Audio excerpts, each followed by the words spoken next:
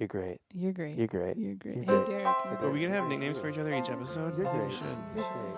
I'm Underboob. That's the original. That's the OG. So you're Nev Nips. I'm Underboob. Oh wait, let's not give away the studio production value we have here. It's pretty low. You're probably going to sing anyway, so you might as well just use That's that a part, good you point. know?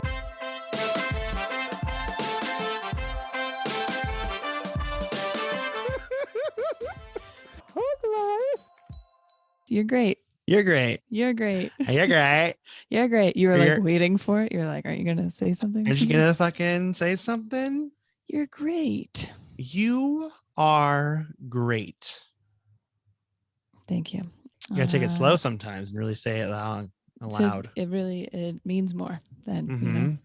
know. Welcome to the Hug Life podcast. I'm Mike, the greatest Coletta. And I am Monica, Chamber of Secrets, Nevi. That sounds like vagina. Oh, I didn't mean for it to. I was thinking about Harry Potter. This is my chamber of secrets. Welcome to my Chamber of Secrets. You can't call your butthole Chamber of Secrets, Mike. We've told you so many times. Also, it's Letting no all your secret what's secrets coming out of out, there. yeah. Awful things come out of there. And we're already off to buttholes and vaginas. Oh, Here this is we go. exciting. Do you have any shows you'd like to plug this week? Yeah, this week I'm in Spokane on Thursday at the Ruby River Hotel. Then Ruby River. Sunday I'm at Tacoma Comedy Club closing out the live Rude Girls show at 8 p.m. Live Rude Girls show. Mm-hmm. And then next week I'm officiating my best friend Brandy's wedding. Oh, that's nice. Yeah. Then Well, I there's just- plenty of stuff coming up in July.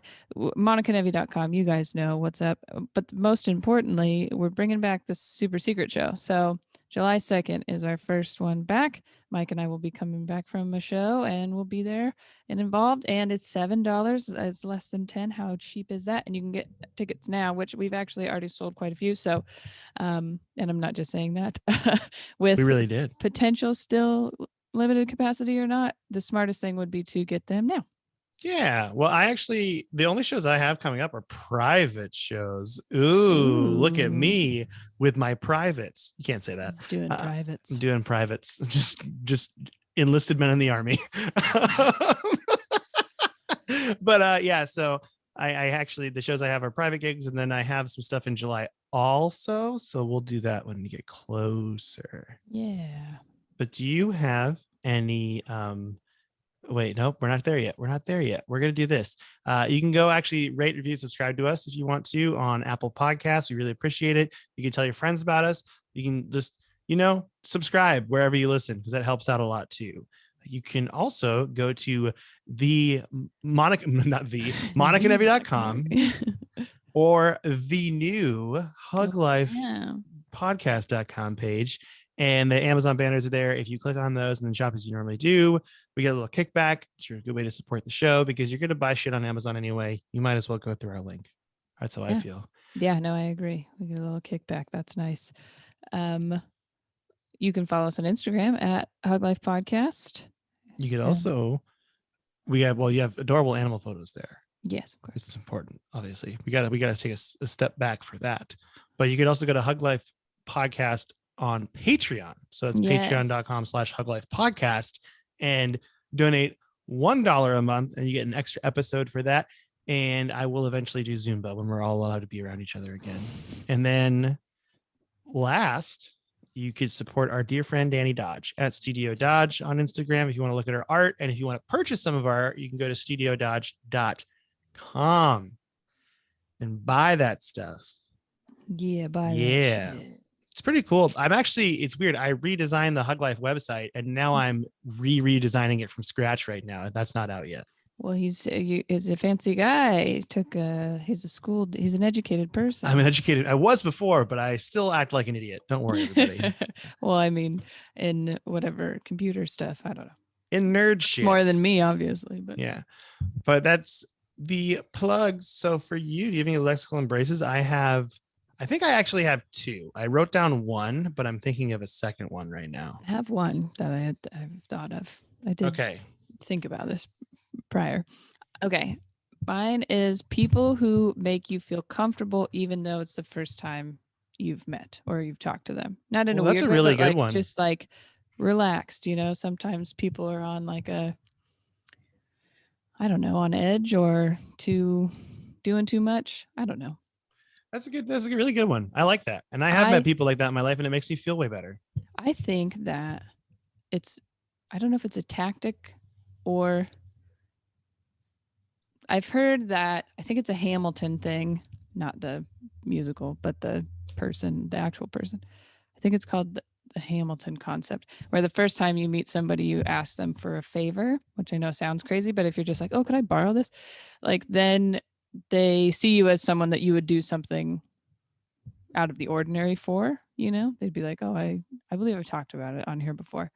But in the similar sense, like sharing something about yourself or your space or something that seems vulnerable is a nice way to make someone else feel comfortable, It'd be like, oh, well, I like you enough, I trust you enough to tell you this thing. Or it doesn't have to be anything crazy, but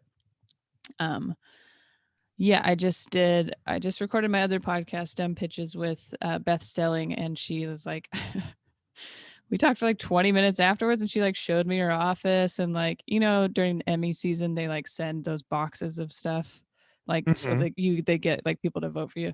The Hacks sent her one, and so she was like just going like an unboxing video type of thing, just with me, just like showing me stuff. She hadn't even posted it yet. She's just like, oh, this is another notebook, I'll send you one. And I was like, okay. We've never even, like, we met once very briefly, which I told her the story about because she was there at a show I was doing and then left halfway through my set. So I was like, I mean, I don't think you even liked me that much.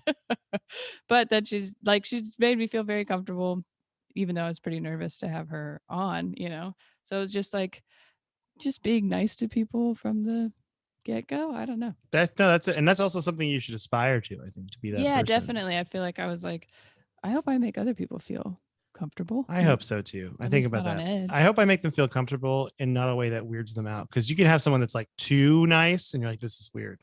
Yeah. Why are you being so nice to me? What do you want? Yeah. Or you're like, you're overcompensating, or like, I don't know. It just needs to be a relaxed thing. But that was like, because it literally just started because I was like, are you in a classroom? She's like, no, this is my office. And then like started showing me all like the pictures, and like she was a writer for the movie Good Boys. And so she has her chair from the set, like the back of it framed. And so she like showed me that and like all this. It was just really random, but it was like, comfortable. Did you show her your Mostly Finger Guns poster behind you? I don't record in here. So oh yeah, you go to the fancy place. The fancy place. Go to the fancy place. Yeah. But I think, that's kind of, maybe we can all take a page out of that book and just be like, I hope people are comfortable around me. Yeah, it's very nice.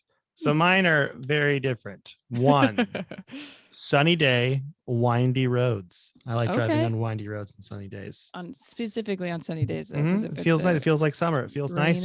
It's like a 40-mile-an-hour road. Yeah. And you're just like, well, there's usually a lot of nice foliage around. Gotta love good foliage. If you're on a windy road, I agree. There's one thing we want people to get across on this podcast. It's we foliage. Love foliage. We are a pro-foliage podcast. Pro-foliage podcast. Okay. You've heard of pro-flowers. This is pro-foliage. Is that? I was like, is that a movement? But I get it. Never mind. All righty. The second thing is, and this is more of a life pro tip than a actual like lexical embrace, I guess. I am never buying greeting cards for anything not at the dollar store ever again. Only buy greeting cards at the dollar store. Well, yeah, that's fair. It's $2 for $1. It's 50 cents a card. The price that it should be, it's $5 at the grocery store. I was gonna say it's like crazy prices. Sometimes yeah, grocery store. This is a good, or quality wise. First of all, I like a funny card.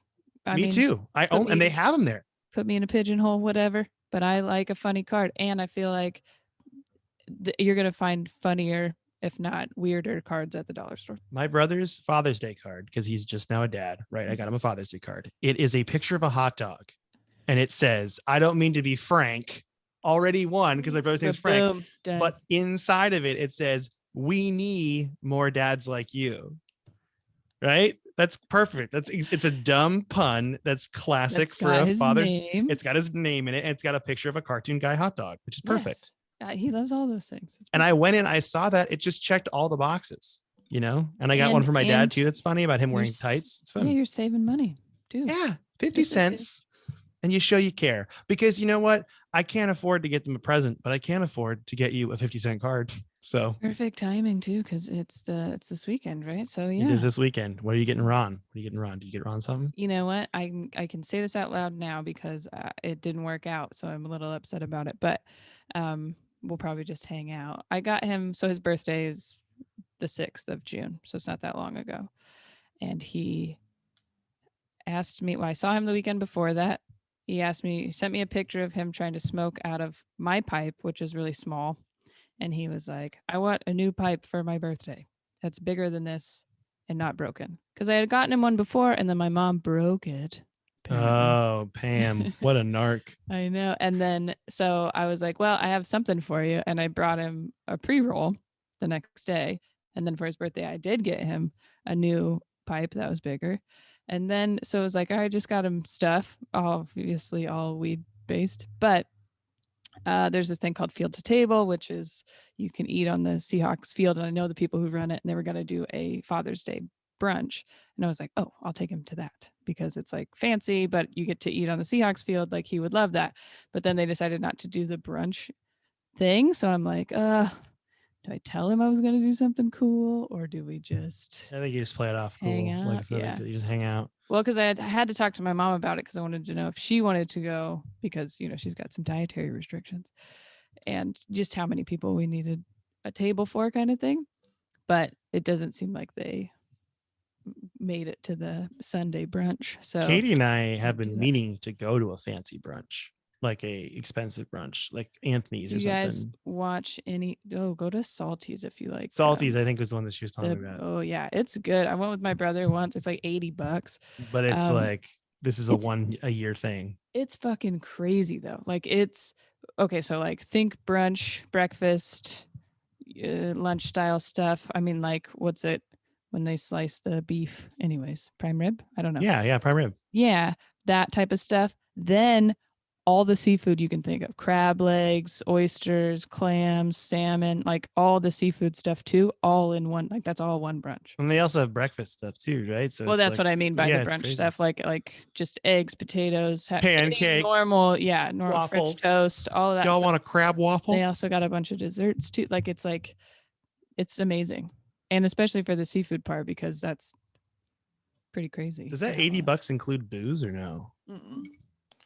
That'd No, you be- got to buy that the would be a drinks crazy separately. deal. It would. Oh, I had a breakfast burrito. I did a brunch show at Tacoma Comedy Club. I did that on Sunday. By the way, lexical embrace. Susan Rice is one of the funniest Oh, fucking yeah. comedians in the world. And She's I don't so good. understand why she's like not booked more. I mean, I guess she's just now getting back into it because of COVID and she got Well, vaccinated. and stuff. she's an older lady, and it's one of those people where you're like, they should have been famous. She needs to be on AGT or something, you know. Yeah, she's so fucking funny. She's Well, so look good. her up, Susan Rice. It's She gives what's me her funny old bag. Yeah, funny old bag. Yeah, on she the gave me grams one of and her stuff. bags to use. This is exciting. I'm going to use it Nice. grocery shopping. Yes, she's But yeah, very funny. very funny. But I had a breakfast burrito at Tacoma Comedy Club. Very good. Nice. Yeah, I'm into breakfast burritos, I think, more than anything. That's your new thing. I'm gonna do a podcast on breakfast burritos. You know? Would you do that with me? No. Oh, okay. I Well, have too many podcasts. I We know need to you slow do. down. I know you we do. both do, but We both do. no, I'm But just yours is a higher production value. the other one, yeah. But yeah, the summer I'm trying to like figure out how to still self-care because now I'll have a child during the day again. And I have all these projects and stuff, so I need to kind of space things a little bit. Not that I'm not giving you this explanation because I don't want to do the breakfast burrito podcast. It's Just because in Monica's general. quitting Hug Life. This is how she's telling us. I'm just telling you I waited to be on the air. No, but we've already kind of spaced things out. So Yeah, no, we're good.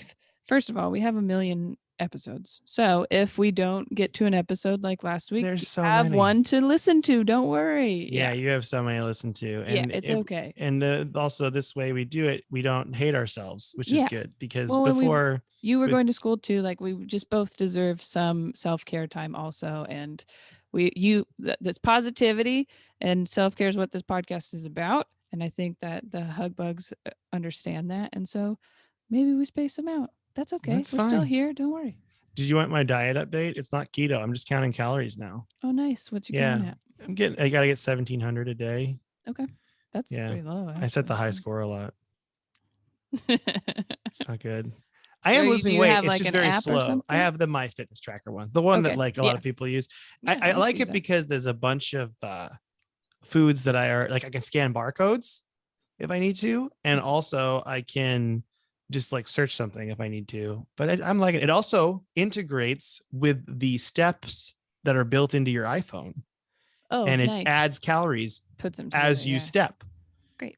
So yeah, I go on walks and stuff, and then I'm like, hey, dinner's not so bad. You know, Then I can have a snack. I'm gonna eat a snack now. Oh, I make that noise. I am like, I legit, first of all, my two weaknesses, because I love numbers, just adding. I love counting numbers.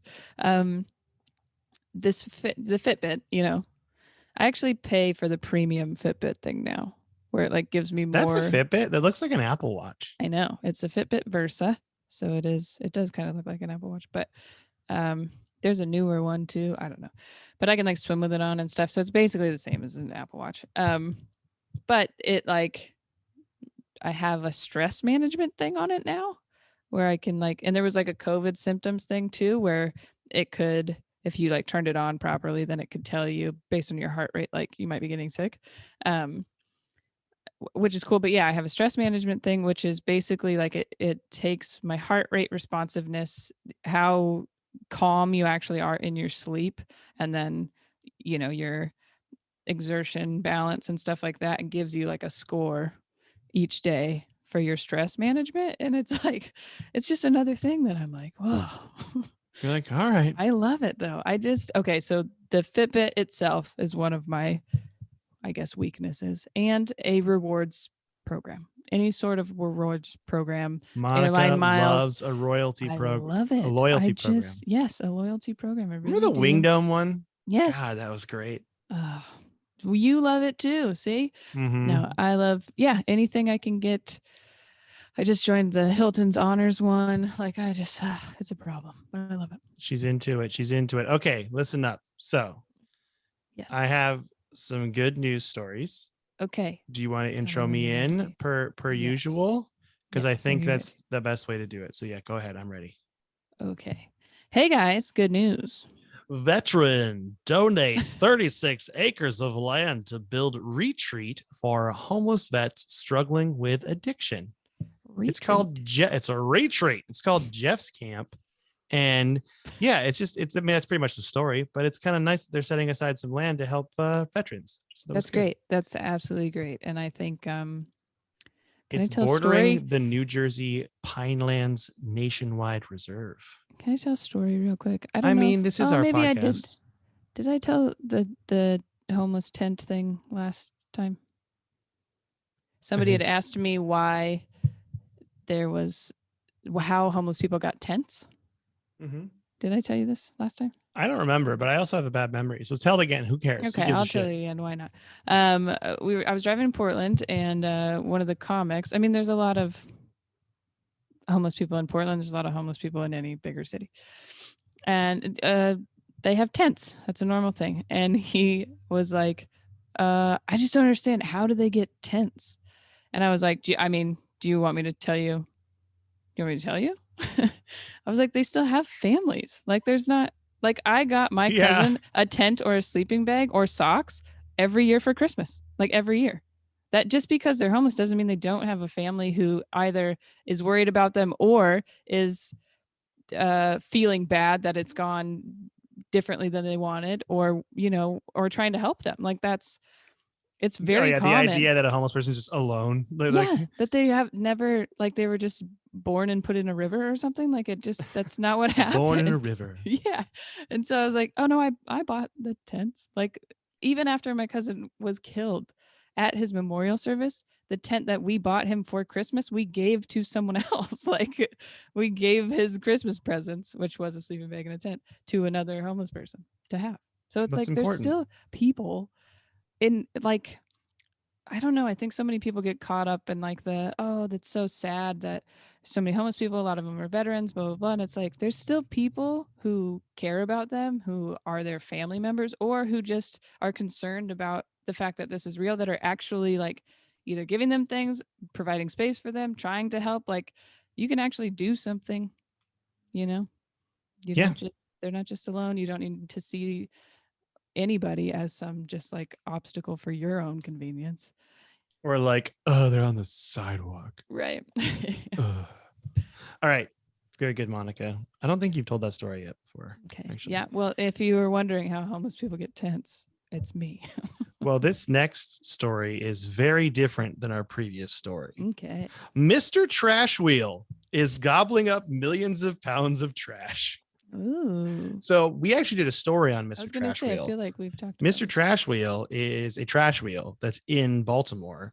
And the whole goal of Mr. Trash Wheel is it's powered by solar panels and it just picks up trash that's floating in the water. Well, Mr. Trash Wheel is Twitter famous. That's right. shit. He's got a Twitter account, Mr. Trash Wheel. Does he have It's more got, followers than us? Yeah. oh, definitely 21,400 yeah, followers. definitely. And he tweets things like a picture of him with a beautiful sunset in the background. And it says, something you may not know about me is I love sunsets almost as much as I love humans. The sun helps me turn my wheel by feeding energy to my 30 solar panels during the day. Little charming things like that. That's hilarious and beautiful. I like it so much. Yeah, I love Mr. Trash Wheel. Also, Mr. Trash Wheel has googly eyes, which I don't think we saw before. But now Mr. Trash Wheel has eyeballs. We have to go look up. Everyone go follow Mr. Trash Wheel. Everyone, is it just at Mr. Trash Wheel? It is at Mr. Trash Wheel. Yes. Nice. There you go. Official voice of the water wheel cleaning Baltimore's inner harbor. Likes tires, but not broccoli. Part of Waterfront PB's Healthy Harbor Initiative. Nice. I love you, Mr. Trash Wheel. That's all I wanted to say. I thought it was a serious story and then a very nice, charming story about a wheel. I think it's Let's name perfect. Mr. Trash It was a great segment altogether. Thank you. Are you done? I am done. That sounded rude, but you did a wonderful job. Thank you. Mhm. Hey guys, that was good news.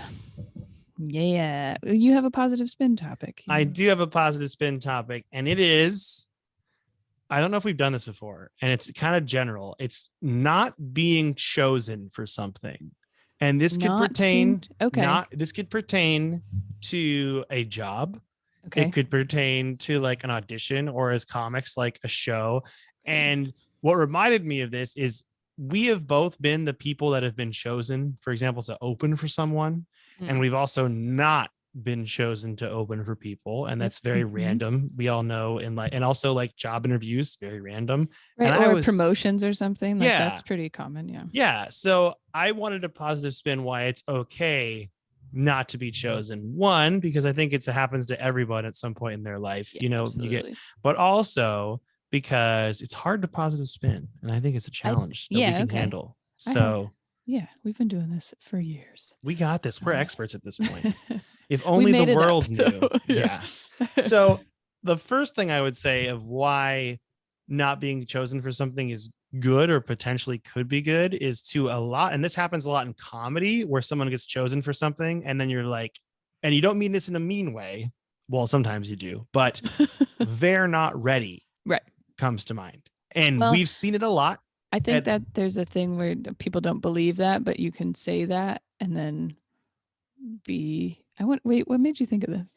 So I actually saw a lot of posts recently about people getting chosen for stuff, and it didn't actually bother me, but I thought it would be a good topic to talk about. But I thought about how like the people I've opened in the past, or like when a headliner, I guess we'll just name drop because fuck it, we're here. But like when Mark Maron picked my video, I was like, that's great. But I also realized like what it's like to be not picked, because I've been thrown up for a lot of openers for people. Oh, yeah. And what reminded me of it today was I saw Narin's doing a show with Doug Benson, which is awesome, you know? And I'm like, that's great. But then I'm like thinking also about like, you automatically think about yourself, but you also think about all the other people that didn't get chosen or why you get chosen. And in truth, it's fucking random. I mean, there's a fair chance that whatever Narin got chosen for, I didn't get chosen for because Doug Benson started following me on Twitter like 3 days ago. But then I'm not opening, you know, so maybe I was in the mix, but then didn't get chosen, which is how I like it. I would rather know that I'm not in the mix. Well, what's funny too is like, this goes back to my paranoia of being like, have I pissed people off? You think about it. You're like, have I pissed people off and now I won't get chosen anymore? Which is not true at all. No. But you think about it. So I'm like, maybe we can help dissuade people, including myself, who have those deep, dark thoughts. And it's like, because I'm happy, don't get me wrong, I'm happy for Narin. I'm happy for anyone who has to open for someone that I know because they're my friends and it's great. But you can't help the human side of you Right. getting like Well, bummed. it's also fairly streaky too. So sometimes you'll get chosen or promoted or good things will happen at work kind of all at once. And then you'll go for like 2 years not getting into anything or not moving up or getting a raise or whatever. And it makes you feel like you've never gotten anything in any like before. And that's not true.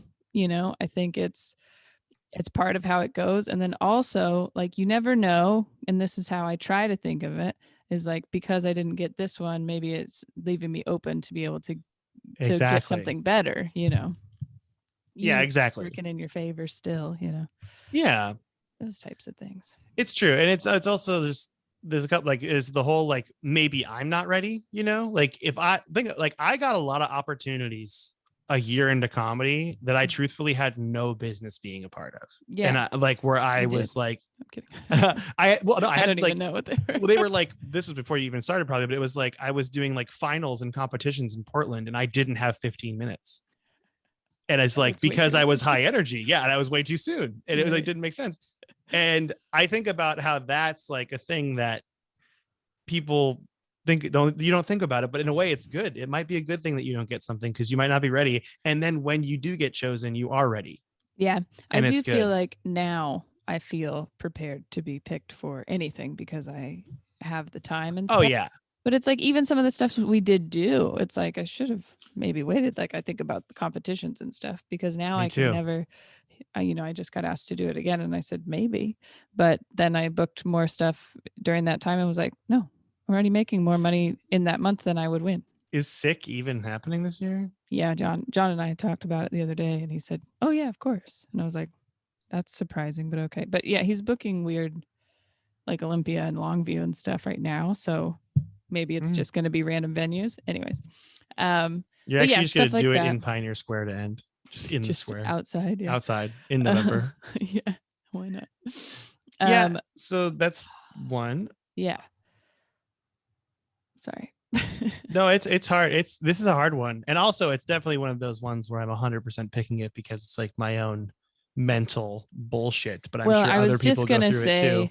That this is part of it. And so sometimes I feel I have the same feeling of not getting something when someone else gets it, even if I didn't apply sometimes. Yes. Which is crazy. And then I get afraid to ask because I don't want to be rejected. But it's like I have the same feeling if I don't ask. So why not just fucking ask? It's You just described my first 5 years of comedy. And even now, I still have that feeling now where I'm like afraid to ask. And I just let shit come to me. Mm-hmm. And if you let shit come to you, it's gonna come, but it's gonna be slow.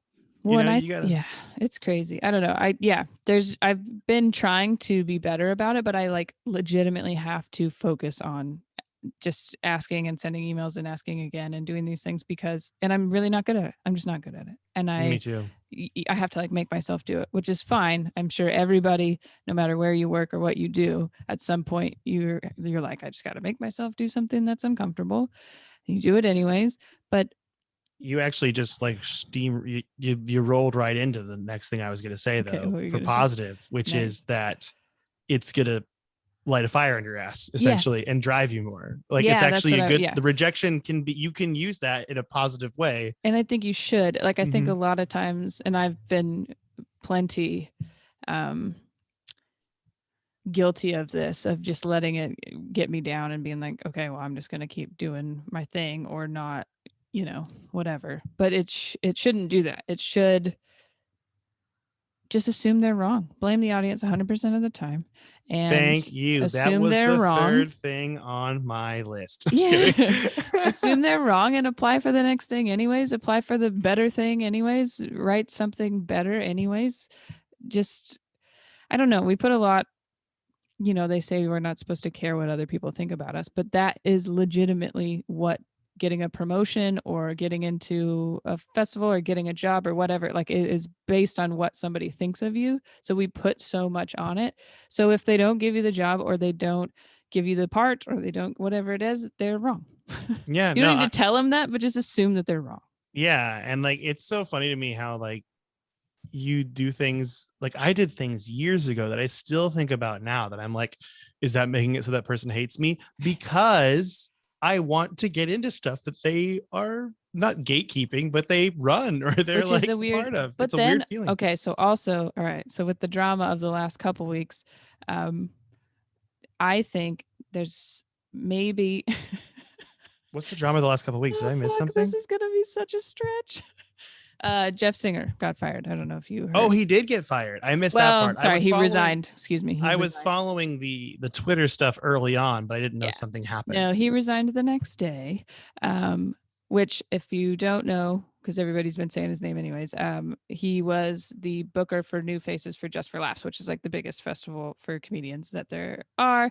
And there's plenty of stories of him, just the ultimate gatekeeper of being like, there's already a gay person and you can't be, there's already too many women. Don't dress like that if you're a woman. Don't, whatever. Like, oh, we already have a black guy. We're not going to book another one kind of thing. And then also being kind of a creep, and which that's just most bookers to me. So I didn't kind of read into it, because at a festival he did have me like sit next to him, and I just talked with him and a friend, but it was just kind of, it was weird now that you think about it, like nothing happened, but it's just weird. He's a very weird guy. But to then not book too. me, not that you need to only talk to people that are going to benefit you somehow, but it was he was still figuring out who he was going to put in the festival, came to watch my show, had me sit with him and his friend afterwards and stuff, and then just didn't say anything after that. But very much like touchy too much and things like that. So there's plenty of other things, but then so now I'm like, I didn't get that, which maybe was a good thing, because then I didn't have to have another experience where I was uncomfortable with him, or like, this is like, if you don't get something, you don't get sexually harassed. So that's a stretch, but I love it. And I think it's true. Yeah. I also think it's a stretch, but it's true. Discriminated. Because the opportunity you might have wanted, like, could have been fucking terrible. Yeah, could have been something really bad. Totally your thing. Yeah. And in your case, you would have had to deal with that fucking creep. Dude, the only interaction I ever had with him is him just completely blowing me off. So I'm like, well, that was so it's fine. It sucks when it's such a person that's such a gatekeeper, you know what I mean? Oh yeah, he made me feel like dirt. Oh yeah, but he grabbed me before that show. Oh, see, that's way worse. Show, and was like, "You had a really good job," because I like told him what clubs to do the showcase at. That's literally all that happened. Another comic from Seattle called me and said, "Hey, I'm giving you his phone number so you can help him set up these showcases." That was it. And then this was right before COVID, like during 2019. It was 2019, so then it was before the the last one you could do so far. It was right before that, so I was pretty bummed that I didn't get in that one, because I had done all this work. We had talked a few times at that showcase. He grabs me before, and then he grabs me after, and I didn't you don't think about it. I thought he was just excited about my set, but he was like holding my arm the whole time, he was talking to me. And then it was the weird, like, you need to move to LA. You need to move to LA. What are you doing here? You need to move to LA. And all the just weird stuff. But he's like holding my arm the whole time. And he's like, this was really good. This was really good. But then nothing nothing came of it. And it's such a weird, I don't know. So I'm gonna run with this positive spin and say I'm glad that I didn't get that, because if that's how he treated me in that situation, imagine what he would have treated me like in Montreal, yeah, it would have been fucking gross for sure. So we'll go with that. That's the positive. That's a good positive. I like that. You don't get further sexual harassment. You didn't get further sexually harassed because you didn't get something. One, clearly he didn't see me for who I really am, which is a straight white man. So that's true. Monica is a straight white man. Mm-hmm. So unless, you never know. What? Might be what Jeff's into. We didn't know. That's true. That is true. You can never and that's fine. We don't know. We just don't know. Are gonna harass. I don't know people. That's my whole biography. It's called I Don't Know People. My Coletta story. I don't know people. That's hilarious. Somebody tweeted, Natalie Holt, former guest of the podcast, hilarious, tweeted, it's Pride Month and she's bisexual and she's never been invited she had to prove that she was gay enough to be on, or queer enough to be on like a queer show. Really? I think which I is saw a weird this. thing. Yeah. And so I was like, that's so interesting. What is the threshold? Because I've never been asked to do any kind of queer show, and she was like, yeah, marrying a woman is not gay enough because that's something a straight man would do. That's true. That's true. I Monica's was straight like, white well, male. I am a straight white male, so that makes sense. It's weird. Are you celebrating Father's Day this Sunday? Yes. Oh man. Anyways, so Yeah, it's a hard thing, and I just want people to know that you're not alone in it, and there are good things that can come out of it. Like, and we've definitely had things where we've been offered gigs, we turned them down, or we couldn't do them, and then something else comes up that's way better. Like that's in life, a job. Honestly, a person. Like if you're dating someone and you turn down a date, and then someone comes up to you, like romance. Well, also maybe something you thought was going to work out, maybe they leave you or don't, it's not the person you thought it was going to be. It's devastating at the time, but that's like almost 100% of the time setting you up for something better. You know what I mean? Exactly. Like it's always going to set you up to be in a situation that you should be in. And if someone doesn't want to be with you, then you don't want to be with them. Like that's not and you should probably think about that for work. If a job doesn't really want you, then you don't want that job. Yeah, exactly. I actually intentionally because I have a couple irons in the fire as far as like potential, not even interviews yet, but just potential ins to different jobs with this whole web development thing. Yeah. And I'm like, I want to play the field. I want to like take my time. And like, you want to do that with anything in life. If you can, give yourself the time. I think that's the thing here. Respect yourself. Yeah. Respect yourself, have high standards. And if someone doesn't want you, then they're wrong. That's right. And blame the audience 100% of the time. Always. Okay. All right. I have a follow-up question, Monica. Okay. Yes, you were recently on I'm reading like I wrote this down when I didn't write it down. You were on our friend Kane Holloway's podcast. Oh yeah, I was. And you didn't mention me once. And I listened to it with bated breath. I'm just kidding. I thought it would be funny. But it was good. It was fun. I will say it wasn't that recently. We actually recorded it maybe a month ago, and they even worse. No, well, it was fun though, right? It was one of the more like nerve-wracking podcasts I've done because you're giving people advice, like real life advice. And I feel like both of them now, Kane and Greg, are pretty good at that. And I was like, I don't know, I just scare the shit out of me to try to give someone advice. It was a little. Well, they're like life coach style, like advice. You know what I mean? Like they actually know what they're talking about. And Greg's like a relationship coach, basically. And I'm like, I don't fucking know. So it was nerve-wracking. So I'm glad it went the way that it did because I was pretty nervous for it. It's called Don't Take Bullshit from Fuckers. I just thought we should plug that because you were on it. Thank you. Monica was on another podcast. I did not. Former guest of the podcast, Kane Holloway. Life favorite. And Greg Barrett. Candy Holloway. Fancy. I love Greg Barrett. They're both great. Well, and he kind of did inspire me to actually go through with making the meditation album because he really liked the monthly meditations that I did. So I like Greg a lot for that reason. Like he was very kind right away and very, he's a very kind, down to earth person. And he's also one of the best comedians I've ever seen live. He's very funny, but also I think he's very genuine. If he likes you, he likes you. If he likes something, he really likes something, like. That's why he's so good I watched him do an amazing set where he told the story of like him going on tour right as he got super famous with He's Just Not That Into You. Yeah. And how his whole like comedy career shifted. This was at Bridgetown like 5 years ago. And it's still one of those sets where like I will never forget how good and funny that set, because sets can be funny, but they can also like have a message and have a point. And I'm like, this was the best of both worlds. Yeah. It was so very good at having kind of a point and feeling like you feel pretty inspired, even if you're not a comic after you listen to him. So yes, I was honored to be on the cast, and I'm glad I went the way that it went. Did you just call it the cast? The cast. Monica's does that now. That's her new lingo. She calls it the cast. Podcast is such a mouthful. It just takes too long to say. All right. Do you want to do this fun quiz I found? Yes, I do. All right.